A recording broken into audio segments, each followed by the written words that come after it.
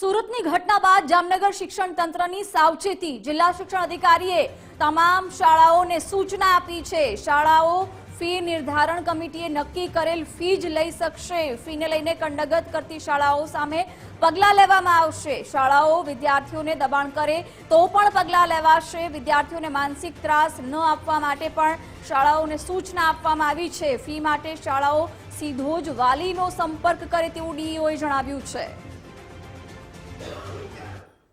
की पण शाळाओए दरखास्त करेली छे अथवा तो प्रपोजल्स करेली छे, एफिडेविट्स रजू कर्या छे, ते अंतर्गत जे प्रमाणे ત્યાંથી હુકમો થઈ રહ્યા છે એ જ રીતે શાળાઓ છે એ ફી છે એ દરેક વિદ્યાર્થી પાસે લઈ શકે છે।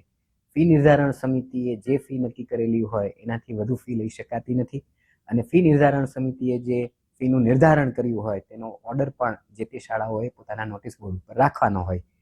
આ બાબતે આજ દિન સુધી જામનગર જિલ્લા શિક્ષણાધિकारी कचेरी के जामनगर प्राथमिक शिक्षणाधिकारी कचेरी बेमांथी क्यांय करता क्यांय फी बाबते कोई इश्यू के फरियाद आवेल नथी।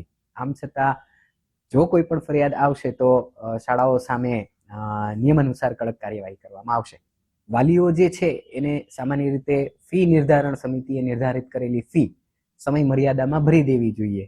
आम छतां क्यारेक कोई पण इश्यू होय तो सीधो ज शाळाए पण वालीनो संपर्क करवो અને એ જ રીતે વાલીએ પણ શાળાનો સંપર્ક કરવો, જેથી કરીને વિદ્યાર્થી એમાં ક્યાંય કરતા ક્યાંય એમનું ભણતર પણ ન બગડે અને એ લોકો ને કોઈ પણ પ્રકારનું માનસિક ત્રાસ પણ ન લાગે।